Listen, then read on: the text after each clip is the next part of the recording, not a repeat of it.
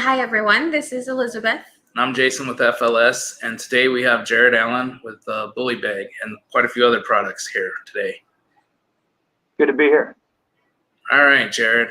So let's get this party started. Tell us a little bit about your background, and then you might go into, what gave you the idea for this product and the other products that you guys showcase. Sure. Well, I found myself in Midland, Texas. I guess it was 2008, and I was down there selling roofs, getting acquainted with adjusters as well, and that was not the field for me. I just did not have the skills to be that dynamic and on my feet in 115-degree weather and happy cherry selling roofs. Just didn't work. But as an adjuster, it was the same type of grit, just a different way of going about it. And my first catastrophe, 2011, and I quickly found that there's really no tools made for the field success of professional inspector, professional estimator, roof sales, what have you.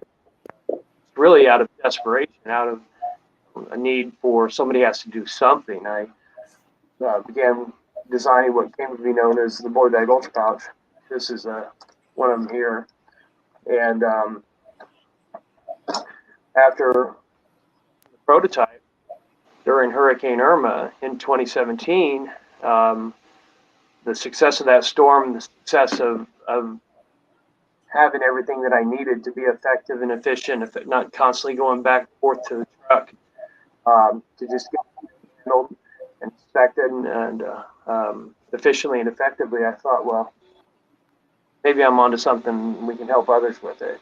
And as a result, we went to market in 2018, and we are still going strong, adding products and listening to the people, how we can serve them better. Where we are now. Mm-hmm. So it all started with a basic need, a necessity to do something other than the field that you were in. You mentioned that you became a public adjuster. Was that prior to the design and the Ultra BullyBag? Well, the Ultra Pouch, initially when I became an adjuster, I think I really want to be a public adjuster, but for 10 plus 11 years I was an adjuster.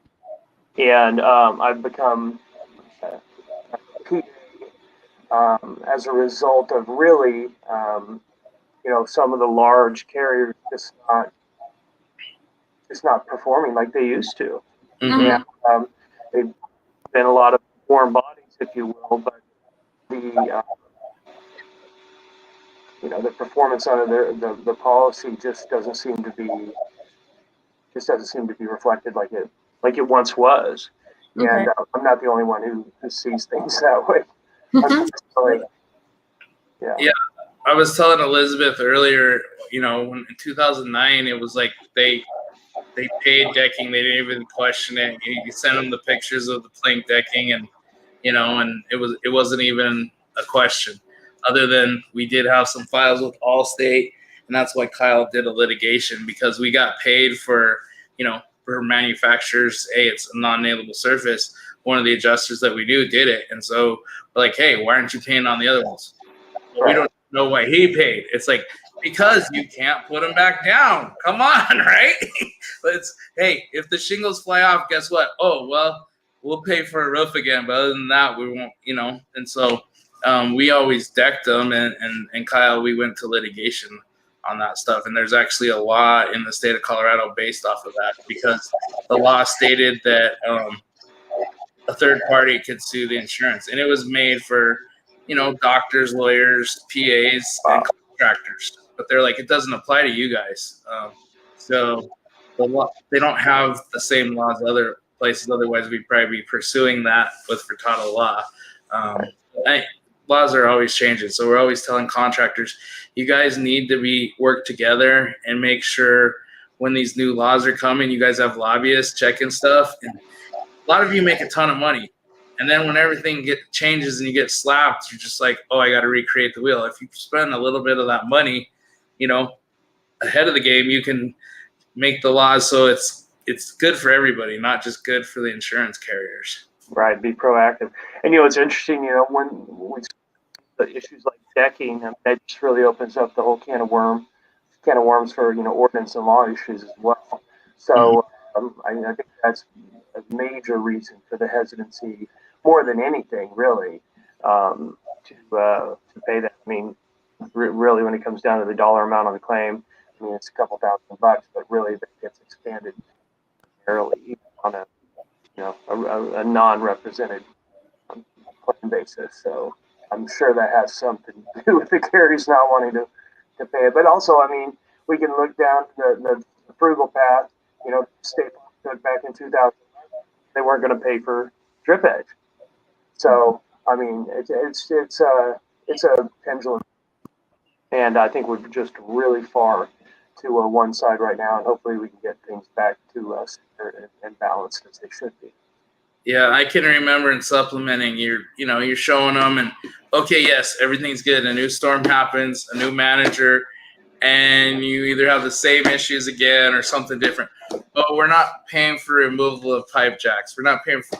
Well, it's theirs. You have to get paid to remove it. Like, well, it just comes off with the other stuff. It's no big deal. I'm like, so I would always use examples of like their job. It's like, you get paid for everything you do, right? Shouldn't we?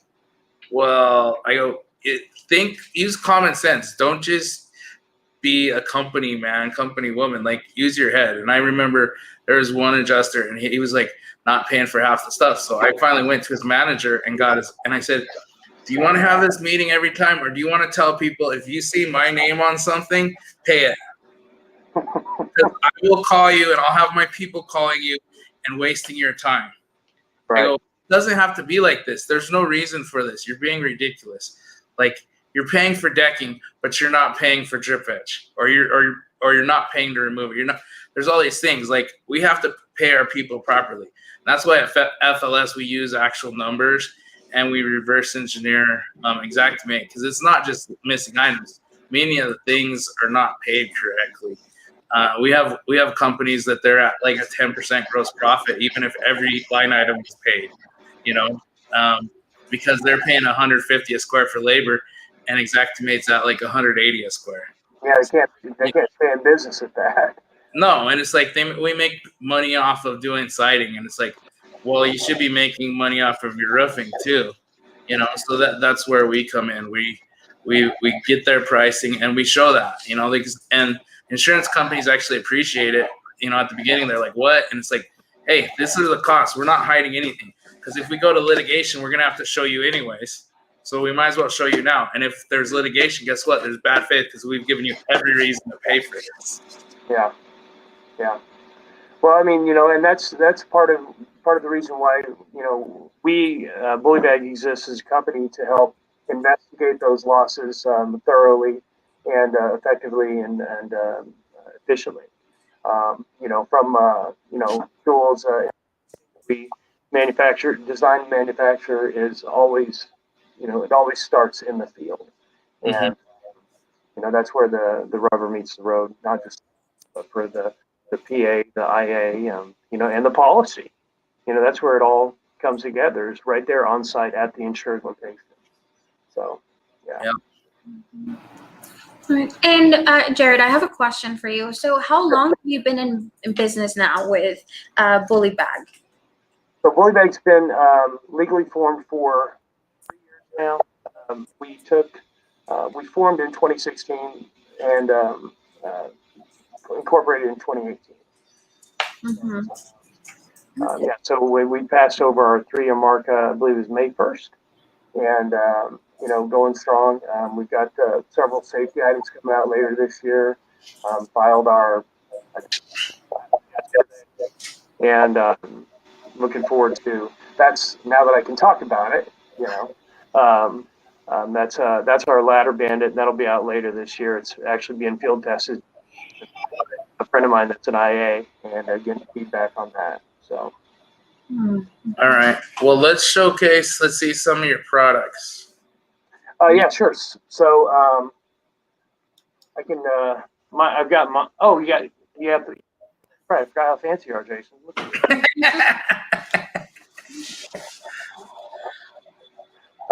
so that's the starter pack you were talking about earlier. Yeah, that's outstanding right there. That's 10 tools in all right there. So if you're whether you're a roof sales or a public adjuster, or an independent adjuster, or a staff adjuster, or essentially anybody that's going to be out in the field managing or the job, that's every tool. Essentially, you're going to need short of a laser measure. So you've got, I'm holding the sidebar right there, which is pictured right there in the caption there. So this is our patented sidebar. I don't know if I can. I got to go backwards. Up is down, left is right. It's okay. So that's pictured right there. It's a great tool. I actually I left mine out of the truck and I was running an inspection this morning, and I was thinking, oh, how did I forget that back at the office? It's an outstanding inspection tool. Allows you to inspect your layers, as well as either check behind vinyl siding, remove samples, or do repairs. So it's a very versatile tool, and we're really, really proud of its performance and its sales too. I mean, it's helped thousands of people at this point, and sales like continue. And also, so that starter pack comes with the sidebar, of course, BullyBag Ultra Pouch, the G2 Ultra Pouch, which is absolutely incredible. This is mine right here. It's dirty and nasty, and I love it. This one I've been using for about a year now, and that Ultra Pouch is really great. 15 chambers in all. It's high speed, low drag success. You wouldn't even believe it when you put it on. You go, I mean, literally the statement that tends from new users is that it's a game changer. Also in that starter pack, of course, is the retainers, both the gear and the badge retainer, which is lightweight retractors. So kind of like you remember maybe growing up, you saw the school janitor. He had all this pile of keys, on that Yeah. right? Yeah. Well, kind of along those same lines, only on a less steel chain level. Okay. So those our retainers are great for like holding your single gauges or your sidebar or your camera, which is what I have my retainer on here. So like when I drop mine, doesn't go skidding off the roof because it's not a matter of if, it's a matter. You need to start using company cam, bro. Somebody's got to take those pictures. So if we're going to be using the phone, then that's another reason to use that gear retainer as well. Yeah. I was gonna say, I was like, this starter pack's awesome because basically with my, in the past with my business, my salespeople, it was something similar. You had the shingle gauge and the pry bars and the pitch gauge and the tape measures and stuff, and you'd be surprised. When I go to a new company and they have some greenhorns or just people that are salesmen, but they don't know how to do anything else. And I'd show them, and they're like, "Well, what do I need?" And I'd explain it. I'm like, "Yeah, this looks like every other laminate shingle, but you know what? Sometimes you might get a 50-year out of it, and then you can, whether they want a 50-year or you give them impact resistant for free, it costs you nothing. Like This is the type of stuff. If you do it correctly, document it correctly, you make way more money." Yeah, well, she who best wins, and that's what that starter pack's all about. I mean, everything comes together in one Z pack or Bandit Z pack. So just like everything just comes in one, all 10 tools, throw it to your people, get out there, go do your job, make some money, help some people, and get the job done. So Yeah, that's a great combination there. And the laser measure is great for doing those those siding, getting all that info and everything. Yeah, well, I mean, I did a great. I'm an Jack certified trainer as well, and I use the X4, and that goes right here in my front patch, which has on the top has elastic to keep my $450 laser measure from falling out. And I love that X4, and I mean that X4 is outstanding, both in bright shot wood fencing, over 300 feet of wood fencing in August sunlight with that X4 right there, and that was awesome, you know, because you can look on the actual unit, and you can see where your laser's pointing. You don't have to, you know, squint. You can just see right where it is. So really great tool. Yeah. So, and you guys have tarps and everything else too. So we did a POC after Hurricane it was Delta, and so we did a proof of concept regarding tarps, and so these are not our tarps that we make, but we do offer what we have availability to. We are developing our own version of tarps because as we were proving the concept, interestingly enough, it started to sprinkle one day, and it was just a 612, and I was up there doing the install, and with me and my guys, and there I went after. It was a while. I've never fallen off a roof before. Don't want to do it again, but you know, it did actually work my right shoulder out that day, but it was quite exhilarating. But the takeaway from that was, okay, so the material has to be anti-slip as well. So we're still working on our tarps. So, but those are the ones we have available now. Yeah, it's funny for like when we do like a tear off and we had bad plywood, and so we needed to get engineer of the city there, and it wasn't like one of my guys that didn't weigh as much as me got on there and didn't say, hey, this is spongy. We might want to make sure we have people lined up. Like when me or Kyle would get on a roof, we'd be like, okay, we need to have all these ducks in an order. And it was like, okay, if the city comes and writes a letter, it's free and it's gold. And if not, we have the engineer as a backup plan. But we would just use synthetic felt because it was like, it's doing what it's supposed to do. It's got 6 months to be up there. It goes fast with Feltex because that was the only one we had back in the day. Now there's a million of them, but half of them are not worth what they're printed on. You know? So, and that's the thing. Guys need to look at it. It's not just about getting the cheapest thing. Oh, we use synthetic felt. Okay, but is it a good synthetic felt, or is it something you wouldn't use on your own house? You know, type of thing.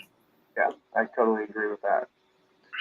So, yeah, we and the synthetic felt too. Most of them are pretty anti-slip as well. So there's a lot of benefit that you can get there using that. And we did that. You know, we did that as well.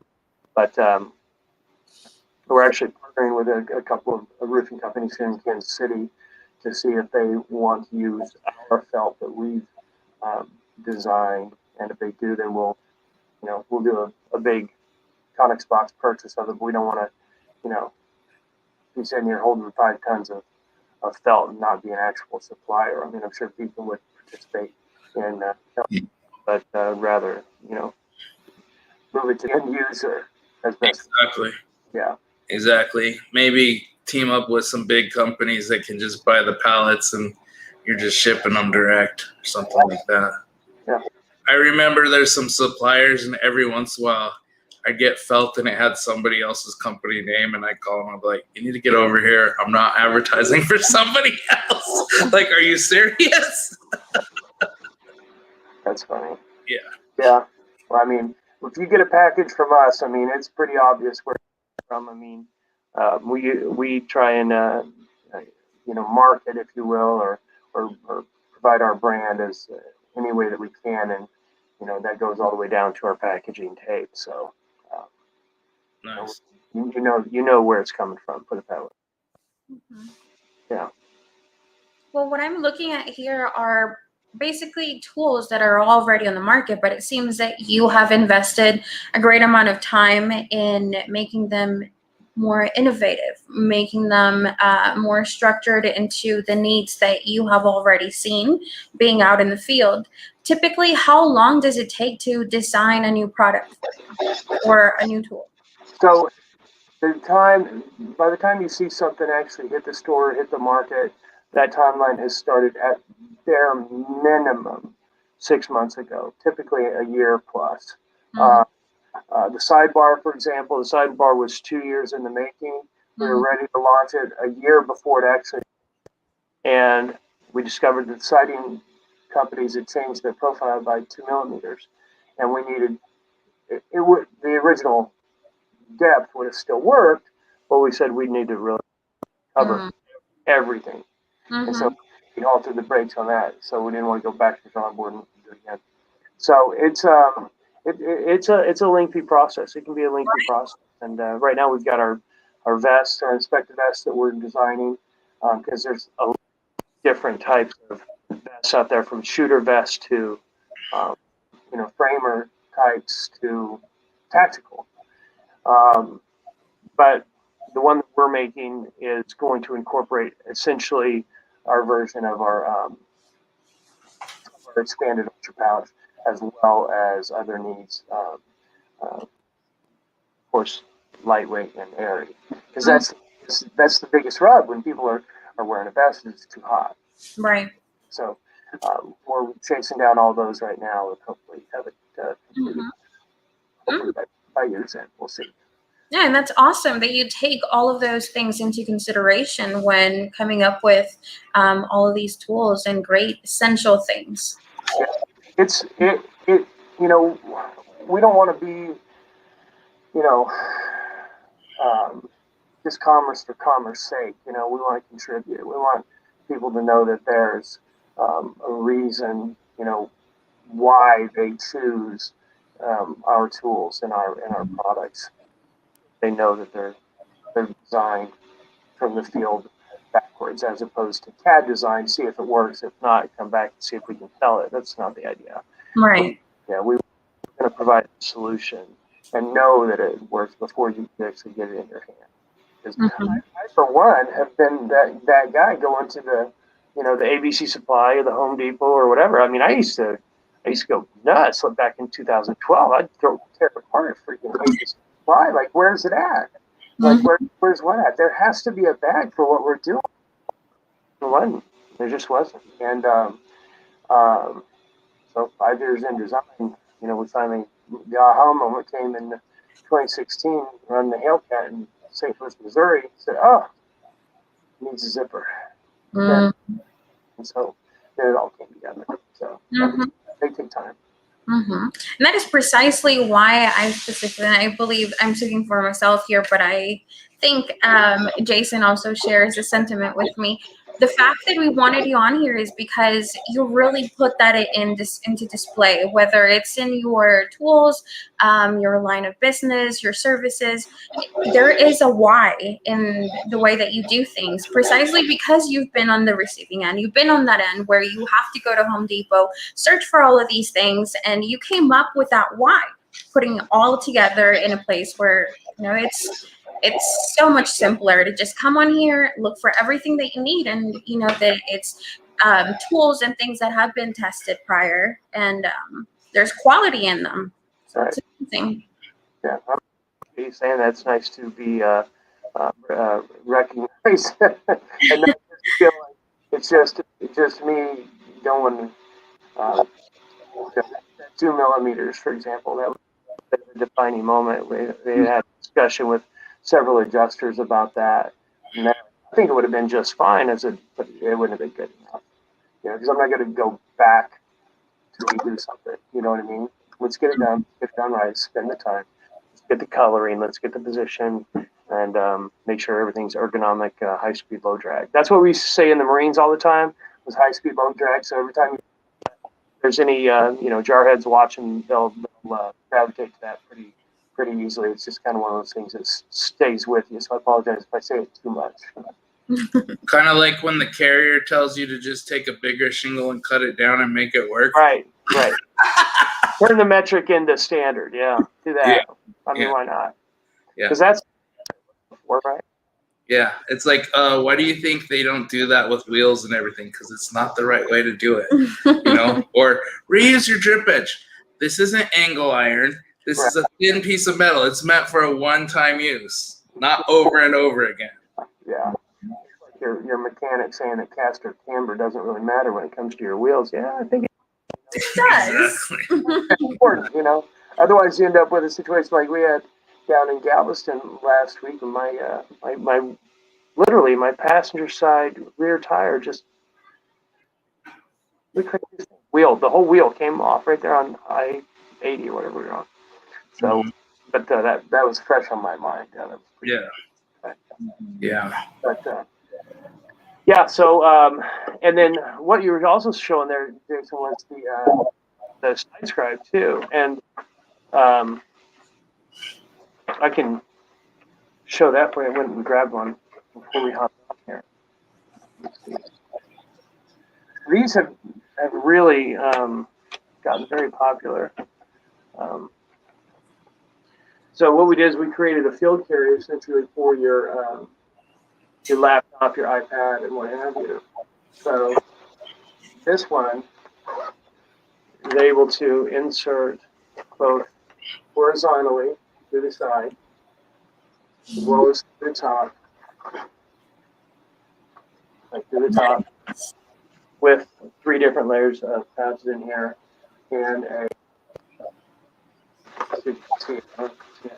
there's a netting backing in there to keep your heat sensitive tools, iPads, what have you, laptops, or hopefully, as best we can do, you can kind of cool down. So yeah, that's a great one as well, and one that just that quite This might be asking a bit too much, but is there anything that you're working on right now that you can maybe share with us just a tad bit on? What new products are you developing?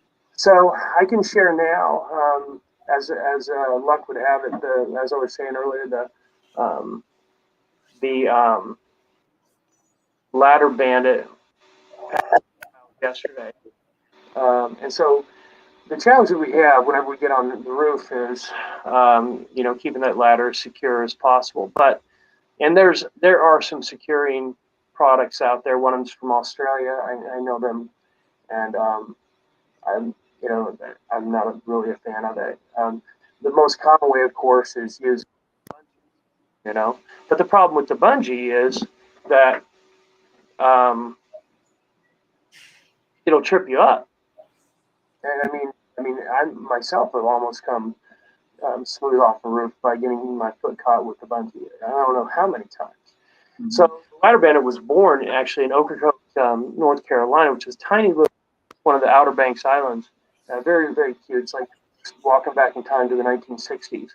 And I was running hurricane claims out there for, what was that, Dorian.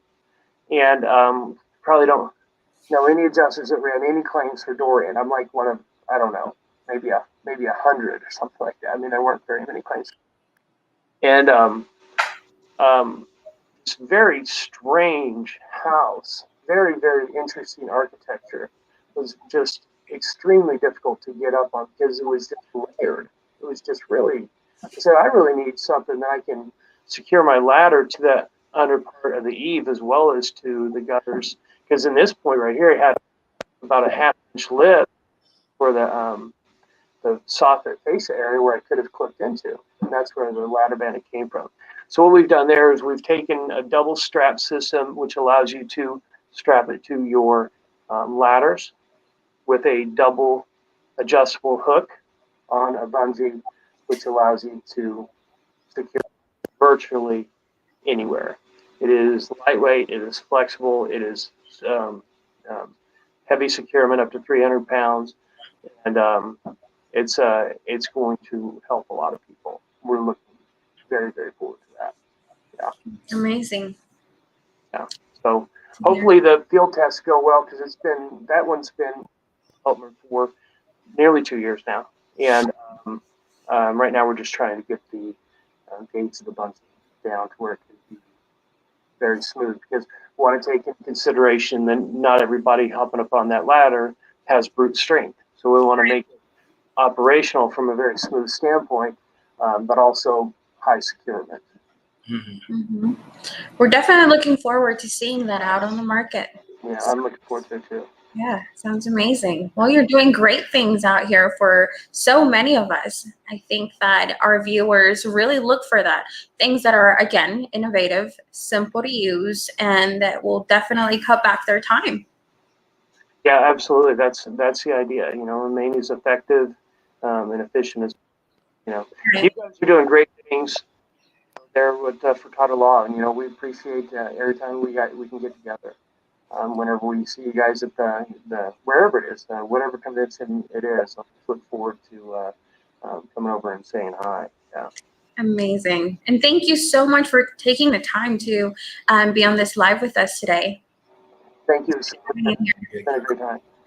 So again, for all of our viewers that are so definitely interested in visiting your website, they can go to BullyBagcom.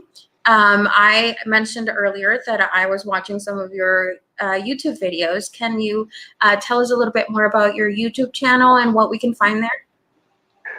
Yeah, so all of our social handles are BullyBag Tool Co. To include the YouTube channel. I'm not. My son is the YouTube genius. Let's be honest here. I mean, I'm quite the. So, but working with our videographer Lakota Leap, who's just terrific. We are adding more and more content there for others to learn about us, learn about how we can, you know, provide a solution for you know, for our customers, for our genres, and you know, provide as much information as possible. Mm-hmm. Excellent. It's nice to know that at least they've been viewed one time. Of course. Definitely. And for any supplements, any sort of help in that realm, you can call or text at 720-296-6618 or email jason@furtadolaw.solutions. Not .com. Yes, not .com. All right. Well, thank you again, Jerod. We really appreciate it. You have a great one. Thank you guys. You too. Thank you. Bye-bye.